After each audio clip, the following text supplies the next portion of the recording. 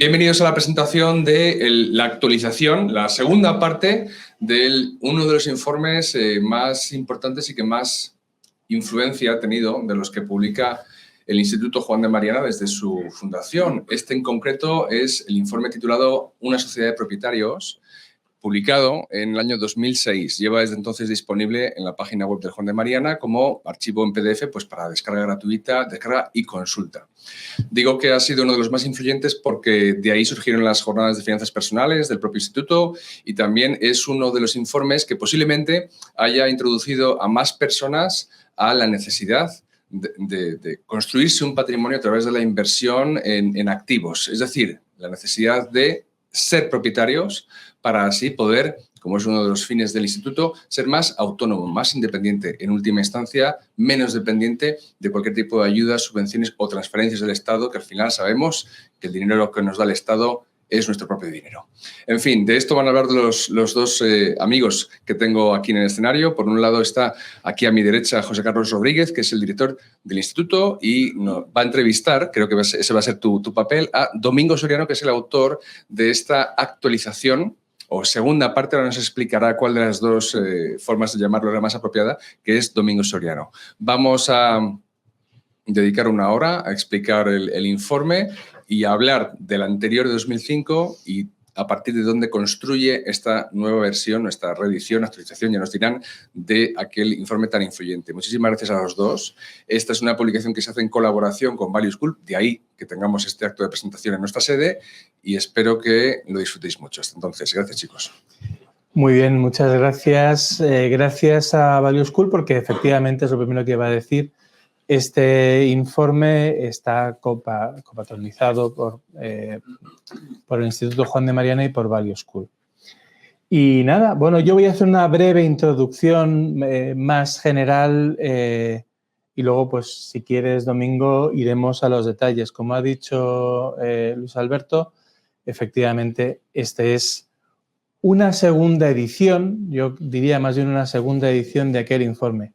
El informe de 2006 tuvo bastante impacto, lo merecía, incluso merecía haber tenido más impacto porque es, desde el punto de vista filosófico y de propuesta para la sociedad española, muy importante.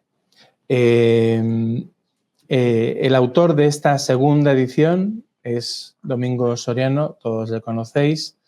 Es licenciado en Derecho y en empresariales y es periodista, fundamentalmente es periodista. Hizo el máster del Mundo, trabaja en Libertad Digital y en Es Radio. Tiene junto con Nuria Richard este programa esplendoroso que es Economía para quedarte sin amigos y luego participa en varios programas de la cadena. Es socio del Instituto Juan de Mariana y es el autor de este informe. Decíamos si es una actualización del informe original de hace pues, ya 16 años. Sí es eso, pero es mucho más. Es decir, añade varios elementos importantes y trata cuestiones que están en el debate, ¿no?, sobre lo que es el modelo de sociedad actual, pues el papel del Estado en la economía, hasta qué punto podemos tener control sobre nuestra vida, el lento pero inexorable decaer del sistema de pensiones, el modelo familiar, la inmigración, en fin. Es un informe, como el anterior, que plantea separar dos figuras que históricamente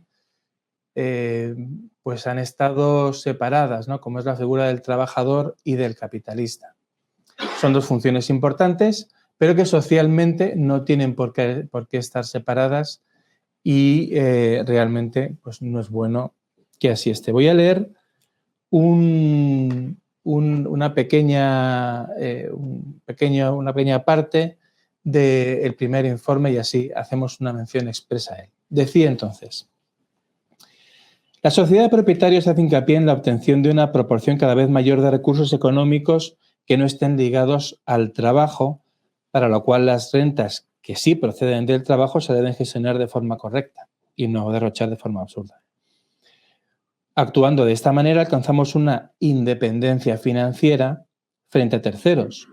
No hemos de tomar medidas apresuradas en momentos de crisis, podemos abandonar nuestro trabajo habitual logrando rentas patrimoniales o pasivas a una edad más temprana de la jubilación oficial, podemos intercambiar trabajo por ocio o vida familiar o dedicarnos en mayor medida a aquel desempeño que nos sea pues más interesante, ¿no?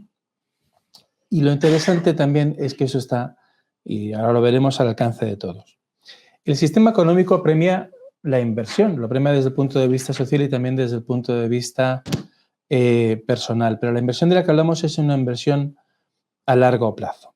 Tenemos un Estado que consume de forma desaforada y desordenada y que transmite, ¿no?, ese cortoplacismo a la sociedad, que quiere que nos dice que podemos tenerlo todo y en este momento.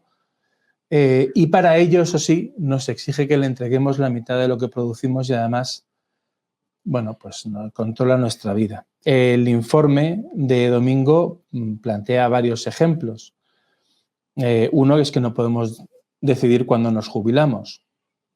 Otro, este es muy interesante, yo no había caído en ello, la verdad, es que no podemos pactar algunas de las condiciones de trabajo más importantes, como por ejemplo, bueno, a lo mejor un trabajador querría negociar con la empresa un aumento de sueldo a cambio de renunciar a la indemnización por despido. Bueno, pues esto no se puede hacer. Y luego, por supuesto, con algunas excepciones como la Comunidad de Madrid, no podemos elegir cuestiones tan fundamentales como quién nos provee de servicios sanitarios o educativos. Lo que plantea el informe es un cambio fundamental en la perspectiva. Nos invita a levantar la cabeza que tenemos permanentemente mirando hacia los pies, a mirar al futuro y empezar a pensar a largo plazo. El informe compara el sistema de pensiones con la creación de una carrera financiera a largo plazo y la diferencia es enorme.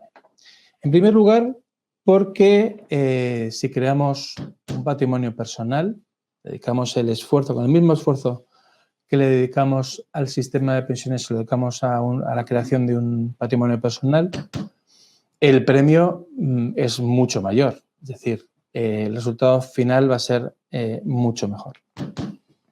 En segundo lugar, porque no tenemos que esperar a que llegue ese final para disfrutar de lo que hemos ido consiguiendo, sino que nos puede acompañar a lo largo de toda la vida. En tercer lugar, y esto está relacionado con lo anterior, todo lo que construyamos de ese patrimonio es nuestro desde la primera aportación. El sistema de pensiones público, si tú mueres antes de llegar a la edad de jubilación, bueno, pues te quedas sin nada. Esto no pasa con un sistema, con un patrimonio personal que en todo caso pues quedaría legado a la descendencia. En cuarto lugar, no dependemos de las promesas de los políticos, ni de un sistema que cada vez exige más y da menos. Y en último lugar, porque, y lo he mencionado antes, nos permite independizarnos del trabajo, dedicarnos a labores que nos gusten más o incluso adelantar nuestra jubilación. En definitiva, es un cambio de paradigma del estado del bienestar a la sociedad de propietarios, de las ayudas y subsidios a la prosperidad y del control a la libertad. Y de todo esto vamos a hablar con Domingo Soriano. Así que, Domingo, cuando quieras. Bueno, solo para empezar y comenzamos el diálogo. Antes de nada, sí me gustaría decir, como se ha planteado, si esto es una edición, una segunda edición, yo diría, para mí es casi un homenaje. O sea, el objetivo de este informe es que la gente lea el primero. Que ahora, como vamos a hacer una campaña... No hagáis mucho caso, que leerlo y además... Bueno, ahora lo veremos porque planteas cuestiones que no están... No, evidentemente el primero era muy bueno, era absurdo poner a hacer una especie de resumen, no. Para eso está el primero, pero casi yo diría que mi objetivo es que pues la gente que no conocía el primero y que de repente pues por los actos que vamos a celebrar, si sale alguna noticia en prensa, pues la gente que pueda escribir de este segundo, pues que sirva de recordatorio o de advertencia a los que lo lean, que digan, oye, hay un primero de qué nos están hablando, cuál es ese informe original que es tan bueno o que dicen que es tan bueno y que lo es. Y en ese sentido me gustaría simplemente mencionar, estamos aquí, la dedicatoria a Maite Juárez, a la memoria de Maite Juárez, miembro del instituto, que fue una de las 5 personas que participaron en aquel primer informe, que bueno, lo dirigía Raquel Merino, María Blanco y Juan Ramón Rayo colaboraron y contó con la supervisión de Maite Juárez y Juan Ros. Bueno, pues le hemos dedicado este segundo informe a Maite Juárez.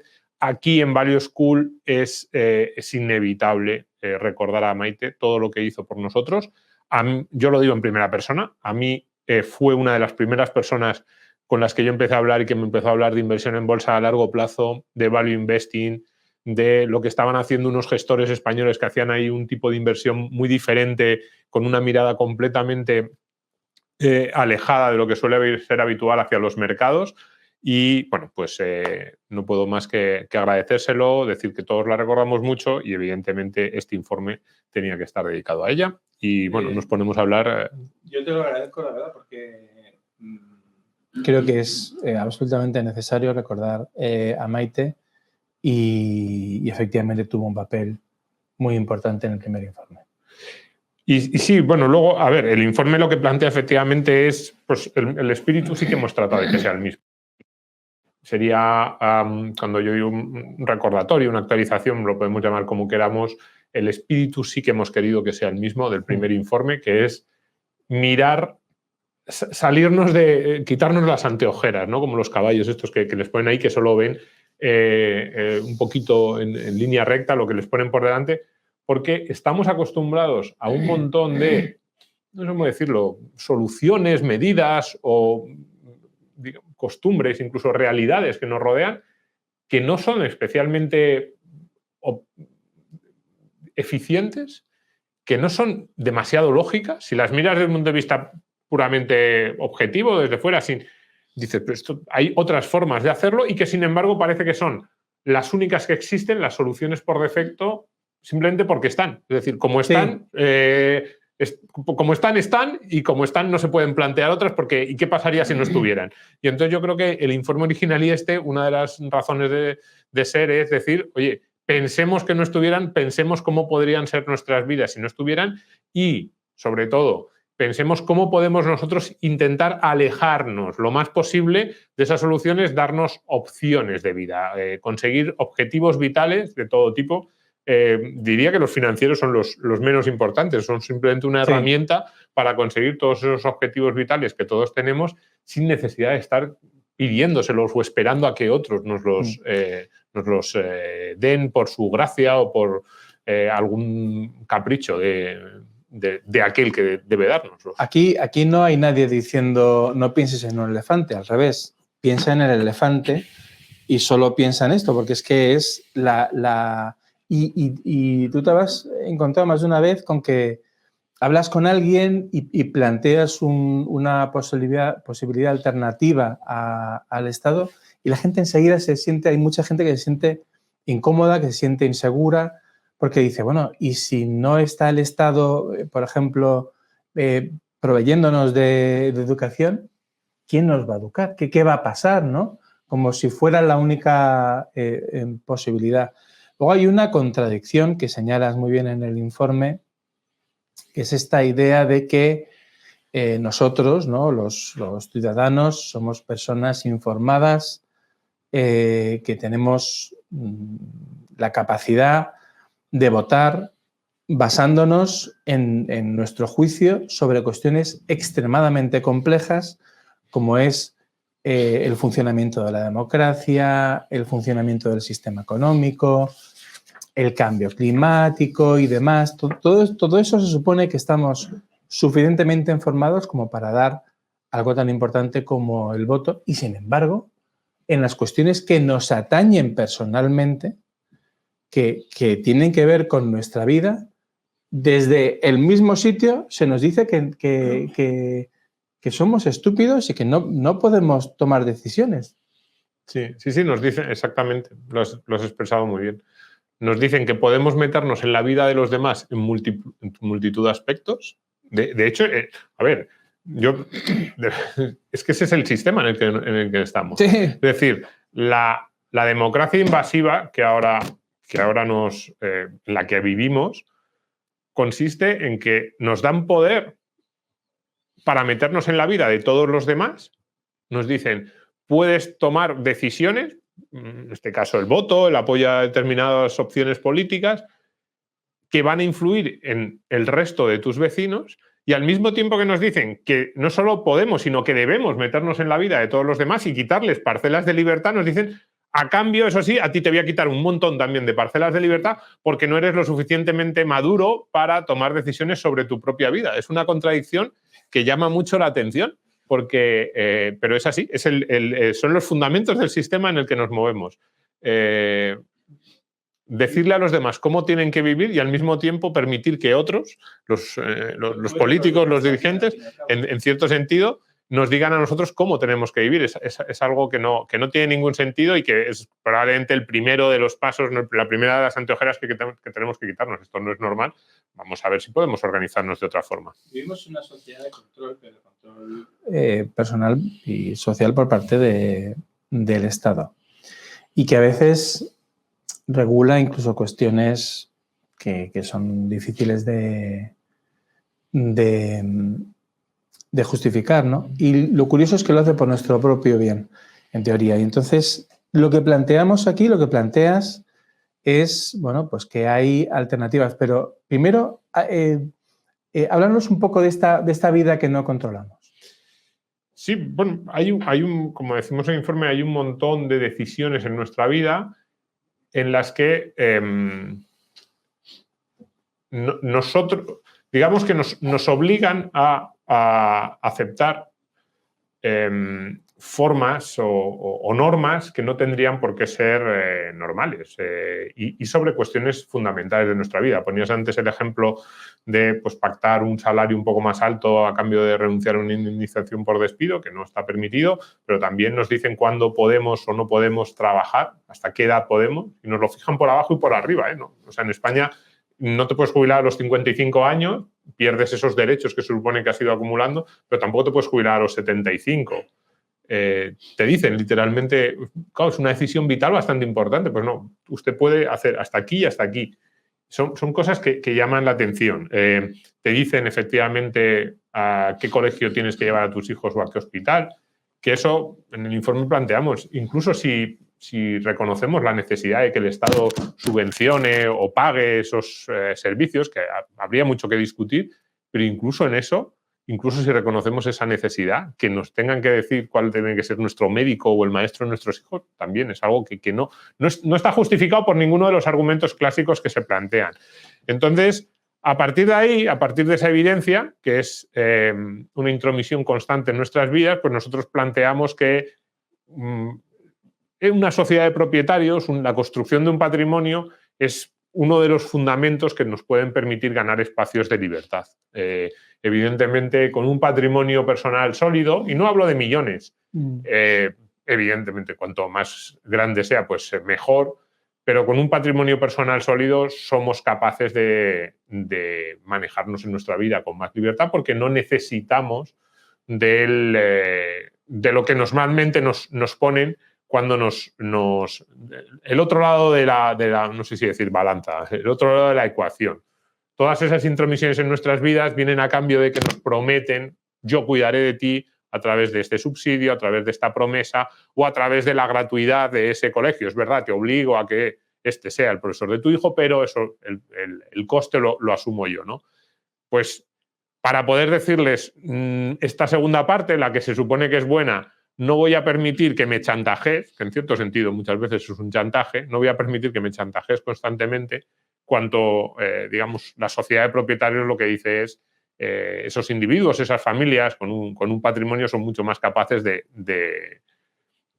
rechazar el chantaje, de mirar con perspectiva y decir, no, si no estoy de acuerdo con aquello que me estás tratando de plantear, tengo muchas más opciones que si no tengo nada, que no es casual que sea una de las obsesiones de la política de nuestra era decirnos que no pasa nada si no tenemos nada. Es decir, el lema este de no tendrás nada y serás feliz no es casual que haya salido ahora y no es casual que nuestros políticos, en cierto sentido, de forma más directa a veces, otras veces de forma implícita, lo apoyen, porque más o menos lo que nos vienen a decir es no pasa nada, no te preocupes si no tienes nada porque yo cuidaré de ti.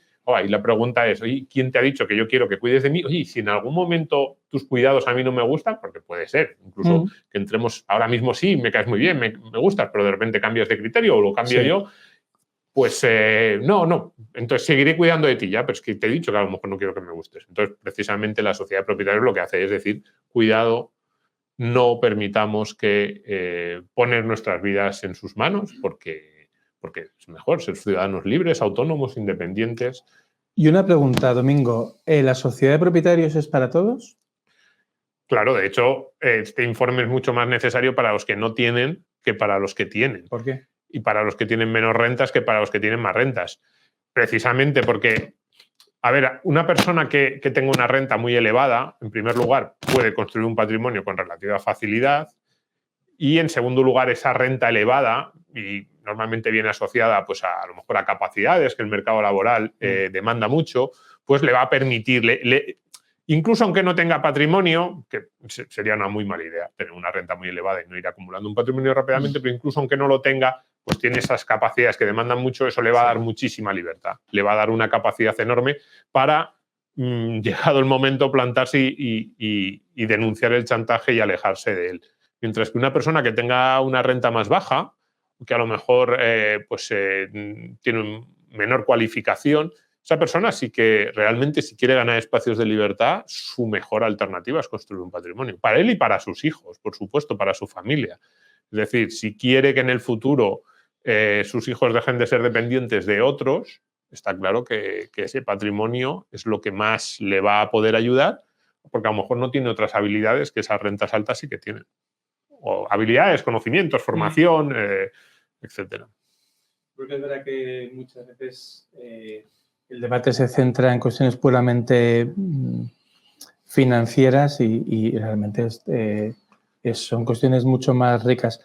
Haces una valoración de Thomas Piketty que, la verdad, me ha parecido interesante. Si puedes compartirla con nosotros. Sí, bueno, esto no lo digo yo solo, ¿eh? Rayo, por ejemplo, uno de los autores del primer informe, lo ha repetido varias veces en los últimos años. Tiene toda, digo, porque además Rayo ha estudiado muy bien y ha escrito muy bien sobre Piketty.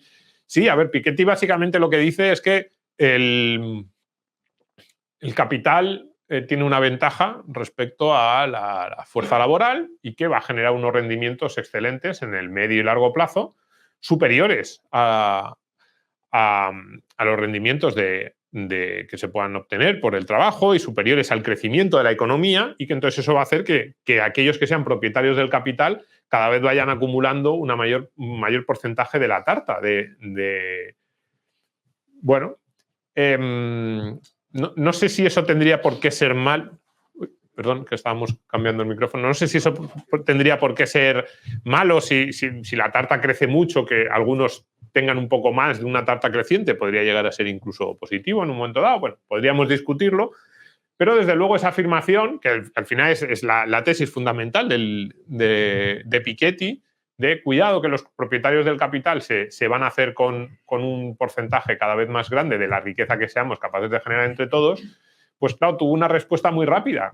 Cuando salió su libro más famoso, el del Capital en el siglo XXI, que fue decirle, bueno, pues vamos a hacer a todos los trabajadores de los países occidentales propietarios de acciones, de propietarios del capital, a través de sistemas de capitalización. Es decir, acabemos con las pensiones públicas de reparto que no permiten capitalizar, que no permiten aprovecharnos de ese interés compuesto y de esa generación constante de riqueza, hagamos a los trabajadores propietarios. Entonces, hagamos rápidamente un sistema de transición desde el actual sistema de reparto que se agota en sí mismo y que, desde el punto de vista técnico, sí que es cierto que tiene es una especie de esquema Ponzi. Yo siempre digo una especie porque la obligatoriedad de la cotización pues, hace que podamos matizar eso, pero vamos, desde el punto de vista técnico es un esquema piramidal Y, pues, claro, si Piketty dice que el capital va a ser tiene todas las ventajas, pues permitamos que los más pobres aprovechen de esas ventajas. Hagamos un sistema de capitalización de pensiones para todos los trabajadores individual, un sistema individualizado para todos los trabajadores y, sobre todo, para los que menos tienen. Pero no le gustó la propuesta.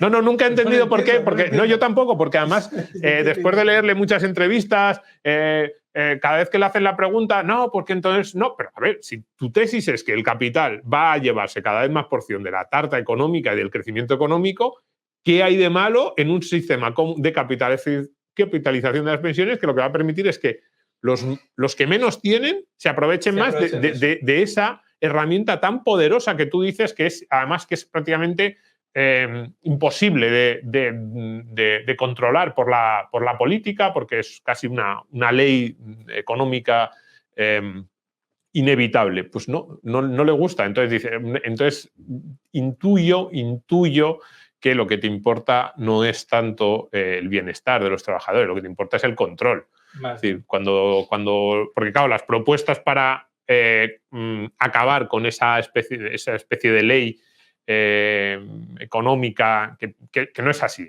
por cierto, no se cumple como dice Piketty, desde luego no se cumple en los términos personales en los que él los plantea. Es decir, si fuera verdad que es tan fácil mantener el capital y acrecentarlo, ahora mismo los más ricos del mundo serían los hijos de los Rothschild, de los Rockefeller o de cualquiera de esos ultra ricos de principios del...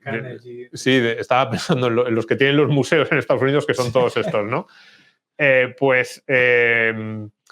Y no son los más ricos del mundo. Los más ricos del mundo son gente que hace 25 o 30 años prácticamente no tenían nada. Así que no es cierto en el esquema que plantea Piketty, pero sí es cierto que la capitalización es una fuerza muy poderosa, que el crecimiento de la humanidad permite que todos nos podamos aprovechar de ella y que, salvo que quieras tener bajo tu control absoluto a los trabajadores, no tiene ningún sentido que el sistema de pensiones, siempre que se pueda, pasemos a un sistema de capitalización. Vamos a eso precisamente.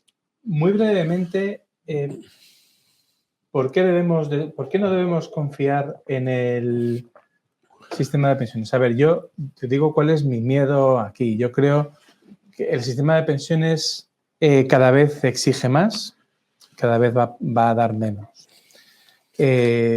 Y sin embargo hay mucha gente que tiene una plena confianza en el sistema. Cuando llegue el momento de la jubilación y esa promesa se cumpla, pero a un 50%, va a haber mucha gente que se va a ver muy apurada, porque ha confiado en eso, no ha seguido el tipo de carrera financiera a largo plazo que nosotros proponemos.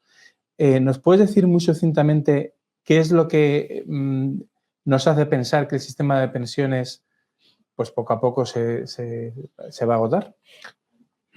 Bien, a ver, el sistema de pensiones no es que no haya que confiar. Yo a todo el mundo le digo que va a cobrar pensión pública.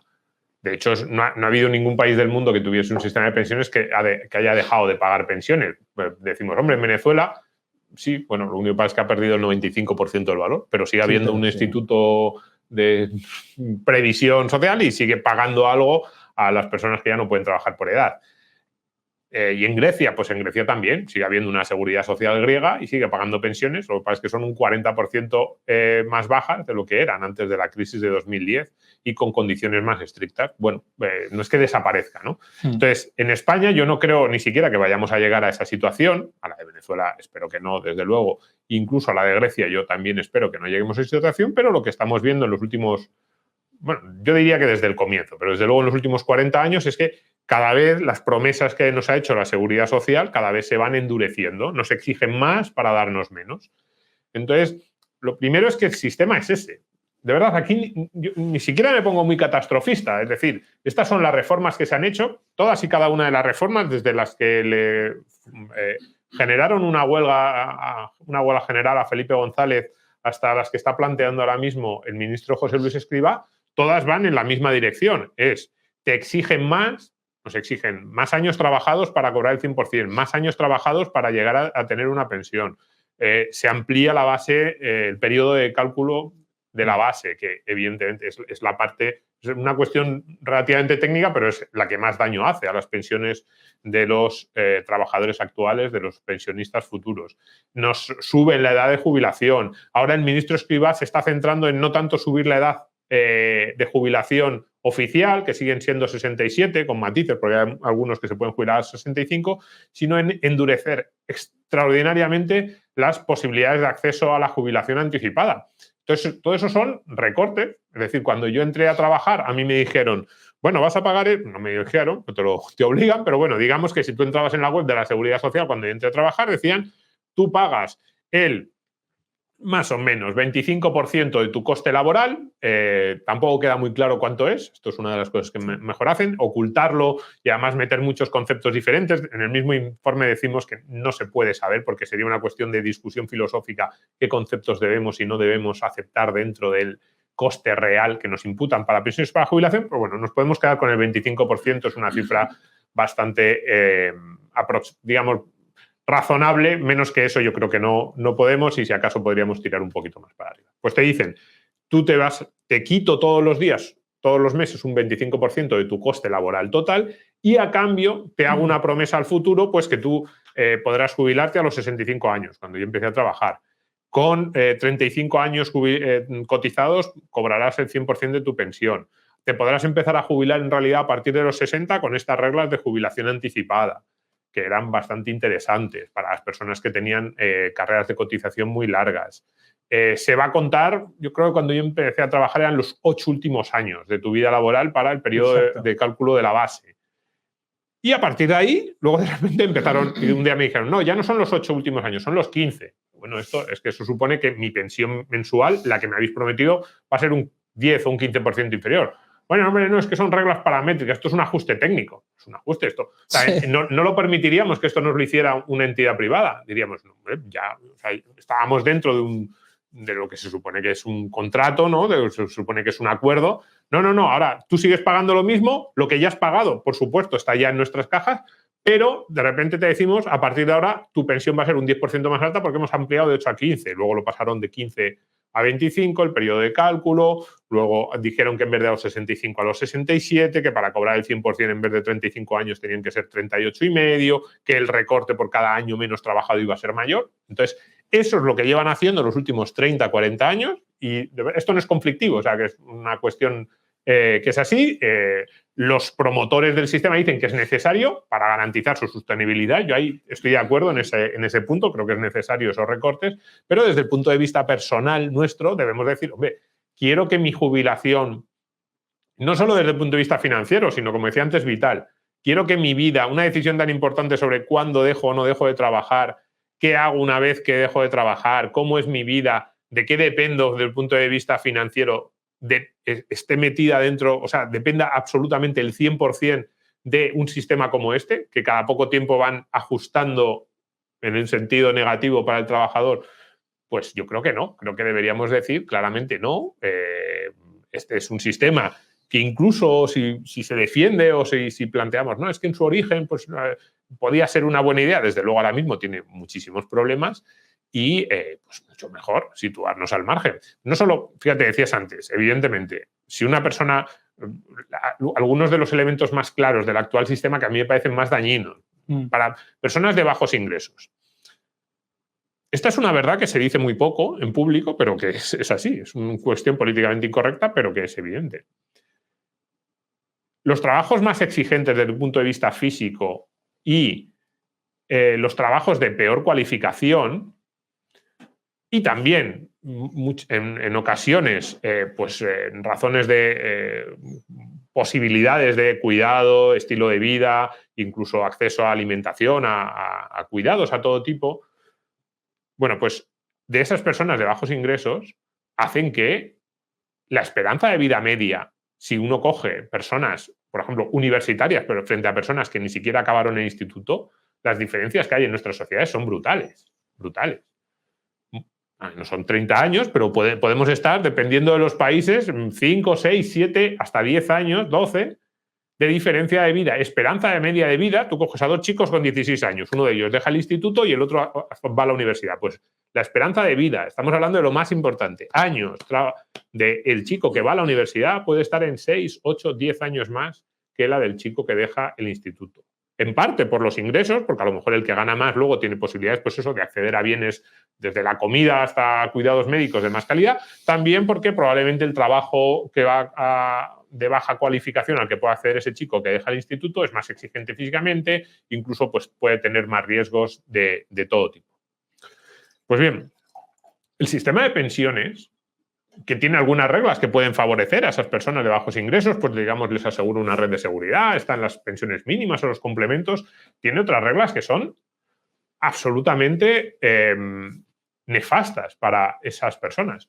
Por ejemplo, como solo se tienen en cuenta, estamos diciendo incluso ahora que lo amplían a 25 años el periodo de cálculo, y cuidado, eso es un recorte para todos, solo que para los que han empezado a trabajar antes o los de menos cualificación suele ser un recorte un poco menor, pero no pensemos que no es recorte también para ellos. Pero bueno, como solo se tienen en cuenta esos últimos años de vida laboral, ese chico que a los 16 años empieza el instituto y a lo mejor su amigo del equipo de fútbol del barrio va a la universidad y empieza a trabajar hasta los 26, los 10 años en los que está cotizando ese chico no sirven absolutamente de nada.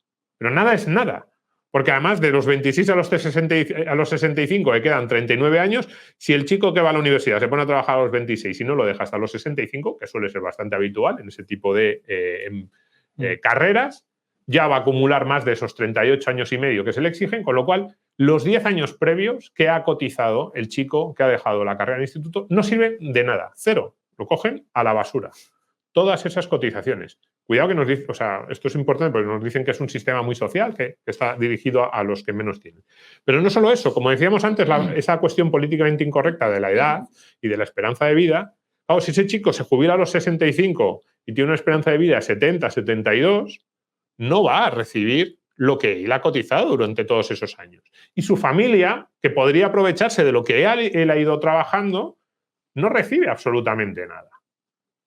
Cosa Entonces, que no pasa con en un la sistema, creación de un claro, patrimonio. en una sociedad de propietarios, incluso suponiendo que esas condiciones no cambien, esas condiciones, digamos, o ese punto de la esperanza de vida y que digamos, bueno, ¿esto cómo podríamos solucionarlo? Pues incluso aunque eso no cambiase, lo que tendríamos es que desde el día 1 que ese chico empieza a trabajar con 16 años ya está acumulando patrimonio para él y para los suyos, que cuando se jubila a los 65 ese patrimonio está ahí, que si él muere con 65 años y un mes, los suyos lo tienen, algo que para esas familias, claro, ¿cómo que no es importante? Es fundamental, y que además a partir de una edad no tan lejana, a partir de los 45, 50, 55 años, empieza a tener un patrimonio lo suficientemente sólido como para plantearse alternativas también desde el punto de vista laboral y vital que ahora mismo no tiene.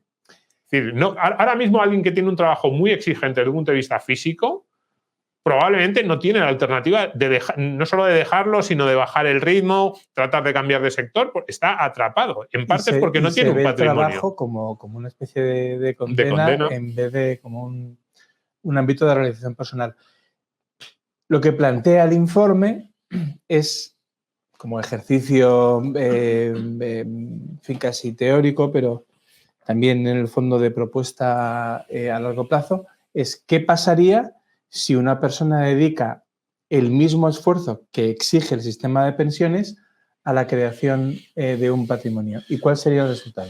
Claro, el informe plantea un sueldo medio, 1.590 euros, y no cogemos esa cifra por nada, sino porque sería un poco el nivel de una pensión similar a la pensión media de las nuevas altas de la Seguridad Social, el régimen general de la Seguridad Social, algo más, y porque, bueno, es un número redondo, son 3.000 euros al mes de coste laboral. 3.000 euros al mes de coste laboral nos da un sueldo neto al mes en 14 mensualidades de 1.590. Cuidado, ya mucha gente estará diciendo, pero bueno, ¿cómo dices? Sí, no estamos hablando de un sueldo de un millonario. Bien, una persona con este sueldo que dedicase el mismo esfuerzo desde que comenzase a trabajar, y nosotros no planteamos 16 años, lo planteamos desde un poco más tarde, desde que comenzase a trabajar con un sueldo de 1.590 euros hasta el final de su vida laboral, en una pensión pública vamos a suponer que ha mantenido la misma base de cotización durante esos últimos 25 años, que son los que van a contar para el cálculo de la base, pues tendría derecho a 1.590 euros. Ahí habría que entrar en la cuestión técnica de, pues se va deflactando, ¿no?, las tarifas, pero bueno, supongamos que también ese sueldo ha ido acompasándose con la inflación para cuando se hace el cálculo, que le toque esos 1.590, ¿no? Bien. Si lo hubiese dedicado, eso en el informe planteamos claramente que eso supone una riqueza importante. Es decir, si eso se pudiese patrimonializar, el derecho a cobrar desde los 65 años hasta que te mueras 1.590 euros de pensión pública sería equivalente a $500.000.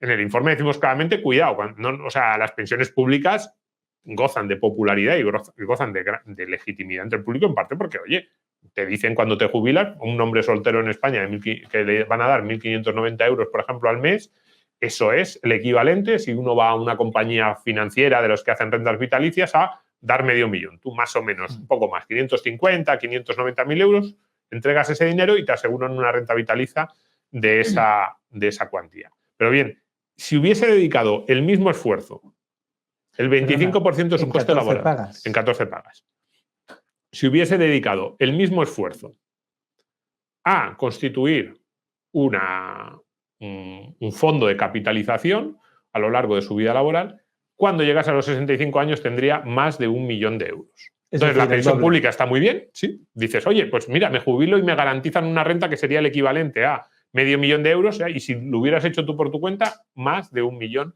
El doble de dinero del que nos... Y cuidado, el doble con un 5. En el informe somos extraordinariamente, yo creo, cuidadosos con eso. No planteamos rentabilidades para ese posible dinero que se va acumulando extraordinarias. Planteamos un 5% que cualquier fondo índice, yo creo, de cualquier bolsa occidental en los últimos 50 años los ha garantizado, y desde luego un fondo índice referenciado a las bolsas mundiales casi sería el mínimo, ese 5% que nosotros podemos anticipar que obtendría el trabajador. Pues sacaría más de 1.000.000 de euros. Eso es lo que el sistema de pensiones le está quitando a los trabajadores actuales, especialmente a los de baja cualificación. Porque si empiezas con 16, 18 años a acumular, es cierto que en esas edades acumularías menos, tu sueldo sería más bajo, pero la capacidad, ese interés compuesto que fuerza más poderosa del universo, ya no sabemos quién lo dijo, si fue Einstein o quién lo dijo, pero lo dijera quien lo dijera, eso para esas personas que empiezan pronto a trabajar y que pueden empezar a ahorrar sería un motor, un impulso brutal que ahora mismo no permitimos que tenga.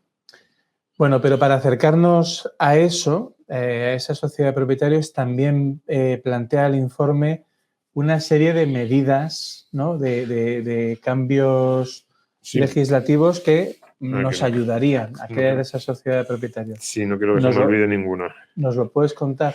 Bueno, las primeras medidas son en los impositivas, como casi siempre, ¿no? Pues dejar de castigar el ahorro, dejar de castigar el patrimonio, tanto en el impuesto sobre la renta, que se han ajustado las tarifas en los últimos años a la baja, pero se han ajustado las tarifas de la parte del trabajo, la parte general. La parte del ahorro se ha quedado prácticamente igual. Entonces, nos gustaría volver a las tarifas que había en España antes de 2010-2012.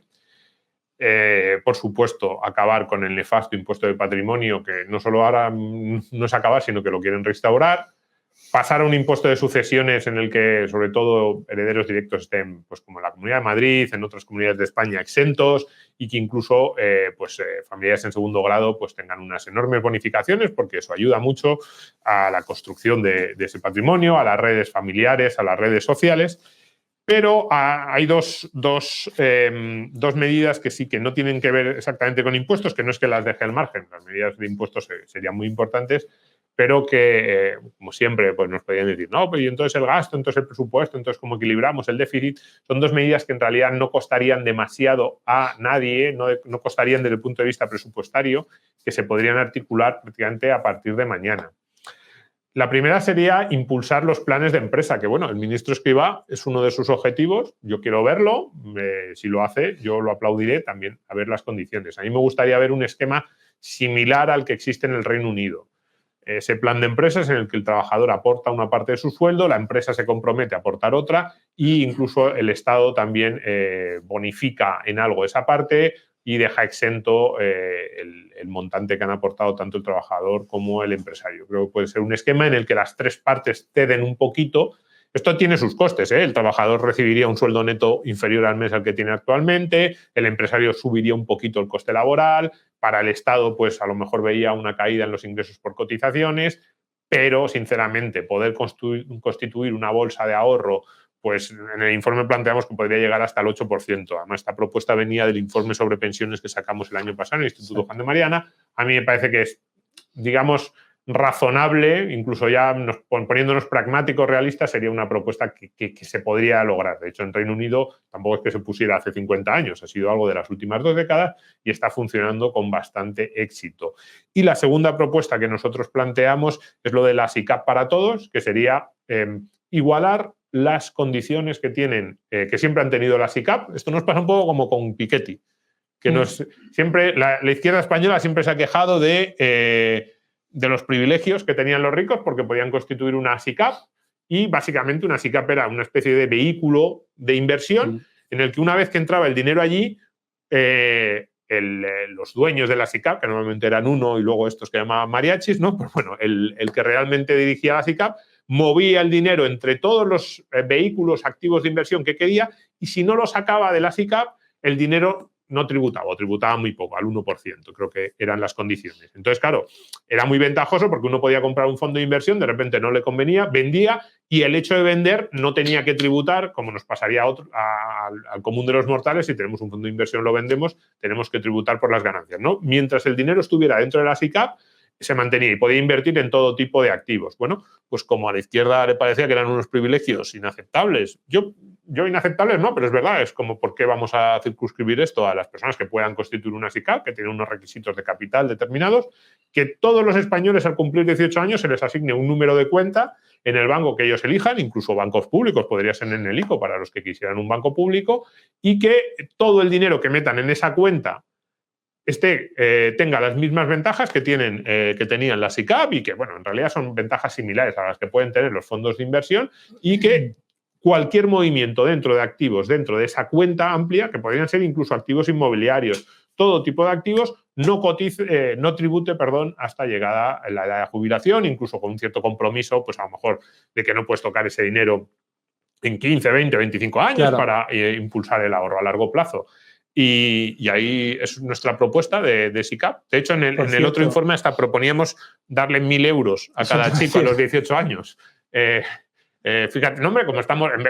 les han dado 400 euros por un bono cultural que al día siguiente estaban revendiendo en Wallapop. Pues por poco más, desde el punto de vista presupuestario, yo estoy de acuerdo que se podría. Por poco más establecerías una bolsa de ahorro que ese chico podría empezar ya a acumular y a ver lo que es la capacidad de ahorro y de tener un patrimonio y que eso le rentaría hasta los 65. Estoy de acuerdo, porque es que además una de las enormes ventajas que tendría un instrumento como este es el cambio de perspectiva. Si de repente un chaval de 18 años se cuenta con que tiene 1.000 euros en su cuenta, él no ha hecho ninguna aportación, simplemente aparece ahí y sabe que en 15 años no puede tocar eso, pero que puede ir haciendo aportaciones. Ya eso, simplemente eso, te cambia la perspectiva y empiezas a pensar de una manera diferente. Yo creo que eso es importante.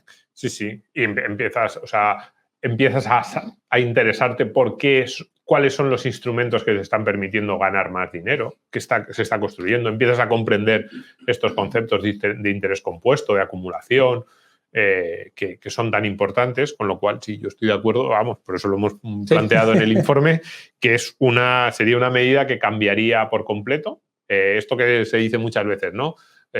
¿Por qué hay tantos jóvenes que son muy de izquierdas y luego según van creciendo? Pues entonces se asocia a pues, que te dan tu nómina y empiezas a ver lo que te cobran en impuestos y te enfadas, que tienes una hipoteca y sabes que lo que tú pagas, empiezas a ser consciente de lo que las cosas cuestan, valen, etcétera. Pues una SICAP para todos sería, venga, con 18 años eres accionista de Apple porque tienes un dinero metido en un fondo índice referenciado a la bolsa de Estados Unidos.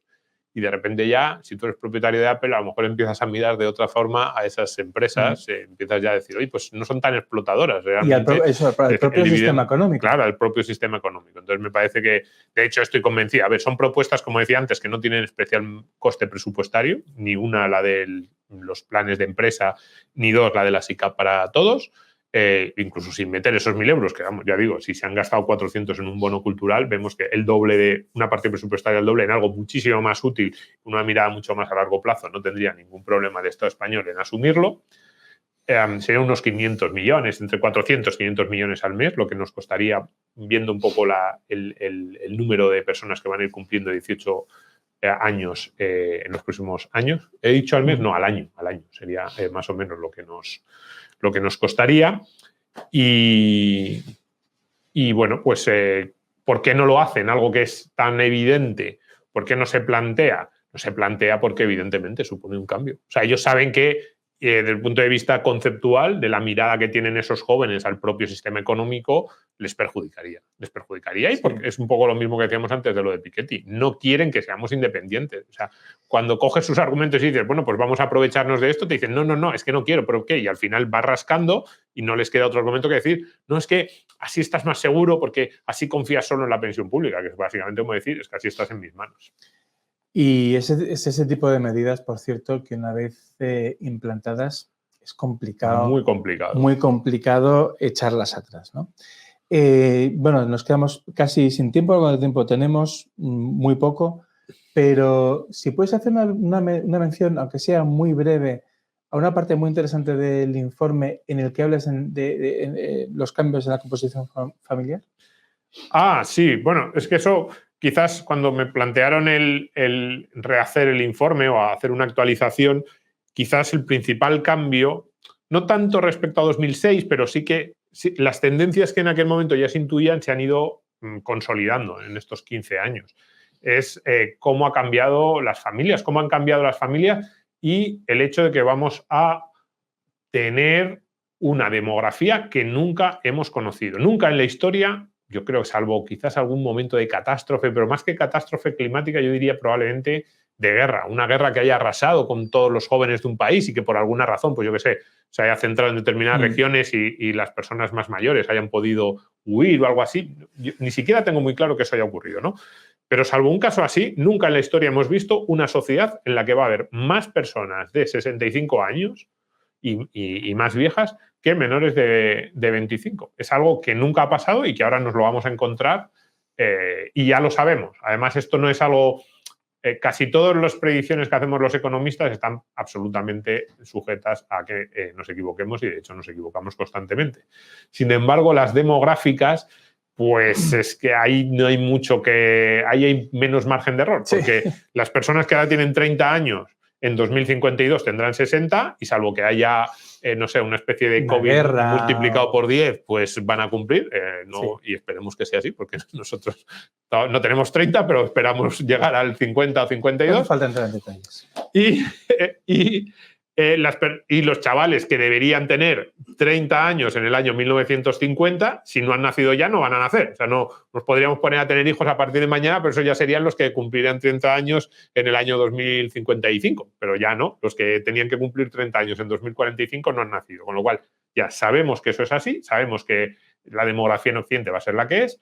Podría haber un enorme, pero enorme, para que cambiase algo en términos acumulados, enorme flujo migratorio, que yo no creo que vaya a ocurrir porque los países de los que podría provenir ese flujo migratorio cada vez son más ricos y cuando un país empieza a tener ya no riqueza, sino perspectivas de crecimiento, generalmente se detienen bastante rápido los flujos migratorios. En España pasó en los años 70. España en los años 70 seguía siendo mucho más pobre que Suiza, Bélgica o Francia y sin embargo separaron los flujos migratorios que tan habituales habían sido en los 50 y los 60 porque aunque España seguía siendo mucho más pobre que Suiza, ya íbamos creciendo y entonces si tú tienes perspectiva de mejorar, normalmente es más difícil salir de tu país. Entonces, pero incluso el informe no se mete mucho en eso, en la cuestión del flujo migratorio, desde el punto de vista interpersonal, eso no sé si, tiene una importancia relativa. Tú dices, no, la sociedad española en su conjunto no ha envejecido tanto como preveíamos porque han llegado 500.000 jóvenes al año entre el año 2020 y 2050. Y no estoy diciendo 500.000 en términos así que se me ha ocurrido, ¿no? Es que son las cifras que tendrían que ocurrir para que el envejecimiento no se disparase a un nivel estratosférico, simplemente para que fuera creciente el envejecimiento, pero no a un nivel estratosférico. Pues bien, decimos, venga, han llegado no 500.000, 800.000 jóvenes nuevos cada año. Muy bien. ¿Y tú quién eres? No, yo me llamo Antonio López y vivo en Cuenca. Nosotros éramos 5 hermanos que nacimos todos en la década de los 70, por lo tanto ahora en la década de los 40, 50 estamos cumpliendo 70, 75, 80 años y entre los 5 hermanos que nacimos en los 70, una cifra relativamente habitual, hemos tenido 3 hijos. No, pero hay aquí 800.000 chicos jóvenes para pagar impuestos. Que haya, bueno, está muy bien, esos chicos van a pagar impuestos, van a generar sus derechos, van a ser la nueva sociedad española de la segunda mitad de siglo, pero tú... No, somos 5 y tenemos 3.